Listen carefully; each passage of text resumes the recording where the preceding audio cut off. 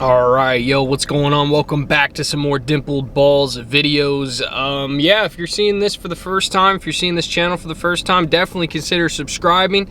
Because right now I got a little video log of me trying to turn a wicked slice into a draw, and I feel like it could be beneficial to a lot more people. So if you are enjoying these types of videos, new videos coming out every Sunday, hit that like button, hit the subscribe button. Again, if you want to be part of the T-Shank Nation. Today we are back at the range. We have a couple different things for you. I am working on fixing my swing plane path. So if you've been following my story, if you've been following my swing, you know that I have an outside in swing, which causes me to put a lot of slice or a lot of spin on the golf ball. And it really causes me to get upset, and I don't really feel comfortable or confident coming off the tee. All right, stop. Sometimes I talk way too much in the intro, so we're just gonna, let's keep it nice and loose. I'm gonna talk to you guys through my microphone out of freeze frame here. So, what are we doing today? I'm telling you guys how I went from having an absolute insane slice on my driver 3 weeks ago in a driving range session that I ended up filming to my most recent driving range session where I completely eliminated the slice. Now let me tell you what I've been working on, how I got from that point to this point. Again, we're going to go over the old footage from 3 weeks ago and the new footage from about a couple days ago, and I will tell you guys exactly how I went about doing this, and maybe it can help you out there today if you have a wicked slice, or if you have something, maybe you have a hook and you want to try and avoid that. What can you work on to get a better swing path plane or swing plane path? I don't know. That's a tongue twister. I don't know. Let's move on. Again, send this video to anybody that struggles with a slice, and maybe we can all eliminate the slice and hit those 270-yard bombs down the center of the fairway. Sound good? Let's get right into it. I don't want to over-explain anything, but we're going to pause it here because, again, this is from 3 weeks ago. Notice how my hands come outside in on this swing. We'll go through it in real time, and then I'll go through it in slow motion, and you can see how my swing comes from the outside in, and I end up putting just the nastiest slice effect on this ball. And I've been doing this for a long time, and let me tell you how I figured out the secret and how you can do the same thing. All right, so let's watch it through real time, and then we'll put it in slow motion and analyze it.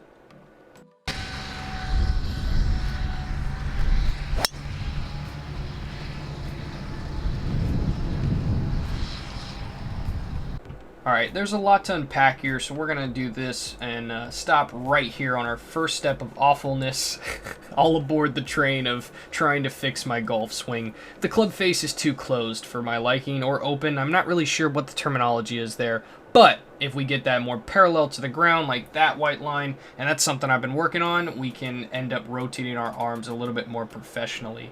So that's one of the things that I'm working on. Let's get to the second stop right here. Bang! I really do not like the way my hands are set up. I'm set up like I'm going to hit a baseball. And again, I played baseball way more years than I've played golf. So we want to straighten out the wrists more. We're going to bow them more. You know what? Let's just put up a picture of Tiger Woods here.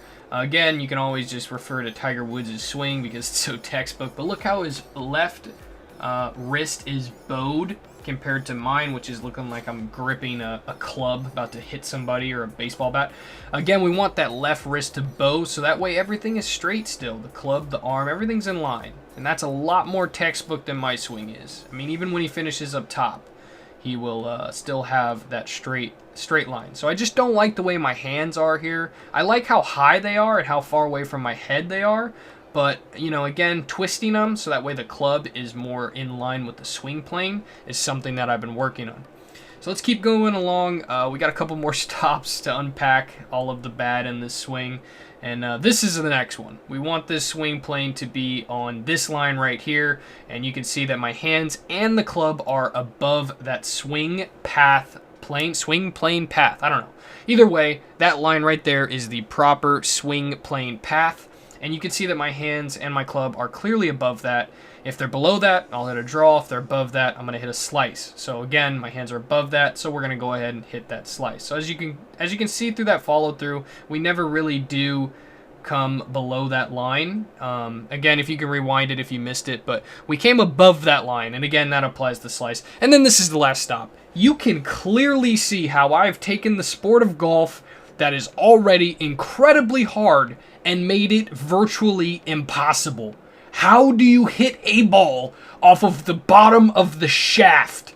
Now, I realized after that I went to this driving range session that the club was the bottom of the shaft right near the base of the club head is actually splintering, and I think this might be a reason why I just hit it off the heel every time, caused the club a lot of damage, and we're to this point. So again, a lot to unpack on that swing, but you can definitely see the outside inward nature, which causes me to hit it off the heel every single time and hit a slice every single time. So the things, again, to recap, the things that were bad there was the closed club face on the backswing, the bad hand placement and wrist placement at the top of the backswing, the over-the-top outside in above the swing path downswing, and then of course that is leading to the heel shots, which applies the slice. So a lot of bad there. Let's go to recently how I've changed my swing, what looks different, and how it's working for me to hit more draws and less slices.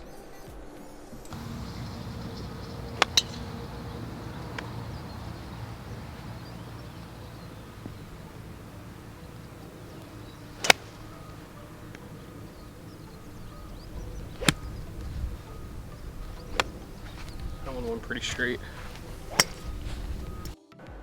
Again, a lot to unpack here, but we're going to do it step by step, so I'm going to break it down super easy for you.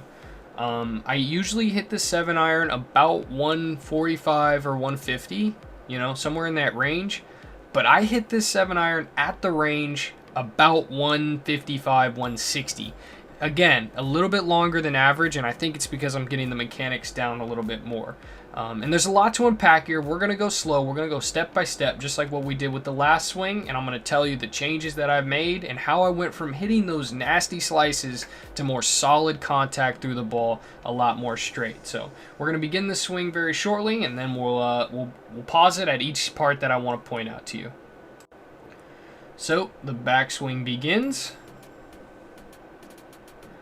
And the main first part that I want to point out to you guys is that club head as I reach that first stage where the club is parallel to the ground. So again, we'll pause it right where that stage happens. It is right there. Again, that club head is a lot more square to the ground and open than the driver was. And the last swing that I was 3 weeks ago.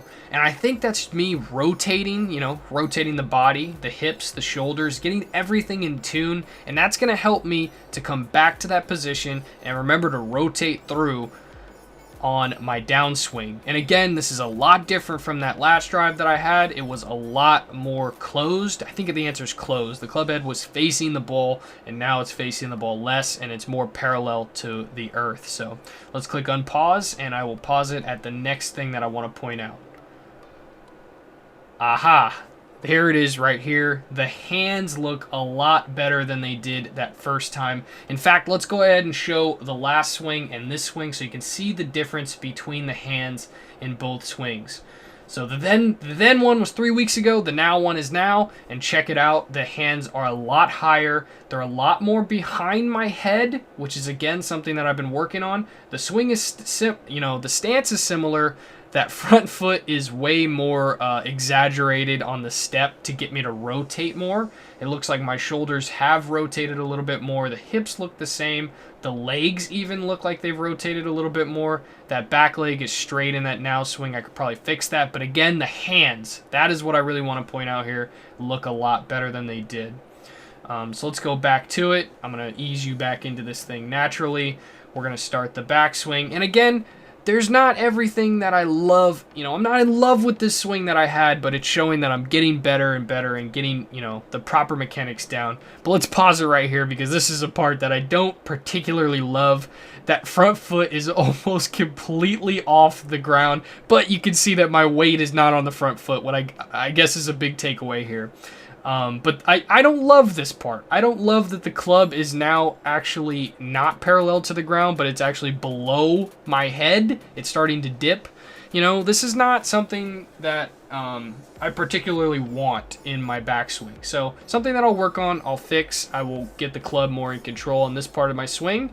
And let's continue on from there.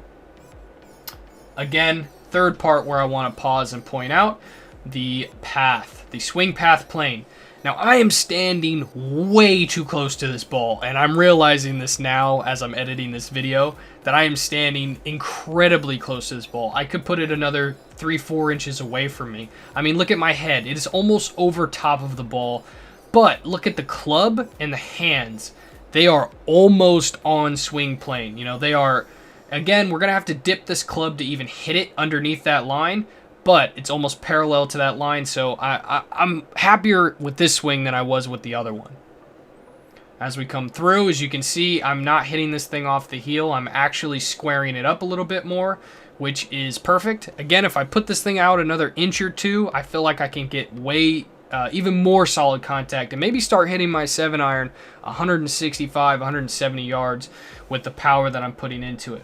And really the last major point I want to point out is the fact that I am standing too close to the ball, yet I can still come through it solidly and not put the slice on it. I'm not coming over the top, which that's something that I'm proud of, that I've worked on for 3 weeks now. Because again, the old swing, I would have absolutely come outside in and I would have put some nasty slice on this ball, but I'm able to tuck that back elbow, keep it nice and square, and follow through nicely to hit this thing straight down the middle of the driving range. And again, I love the follow through. I just feel way more comfortable and balanced in this follow through than I did on the first one. And yeah, I'm glad that I have stuff to work on, and hopefully this helps you guys to, you know, get your swing in tune with what the proper mechanics should be. Again, send this video to any of your friends or family members that struggle with the slice or maybe the hook, and there's some things that you see in my swing that maybe you recognize in your own or in theirs and can help everybody hit more straight shots. Because again, we love to be the tee shankers, but not every day do we want to be the tee shankers. We want to hit those nice bombs down the center of the fairway and maybe even put a little draw on it. So again, if you guys did enjoy this video, took a long time to edit and make, so definitely smack the like button, hit the subscribe button if you're new to the channel. I will catch you guys in the next video. New content coming out every Sunday. Let me know in the comment section if you guys want to see me do any fun challenges, and I will catch you guys in the next video next Sunday. Peace.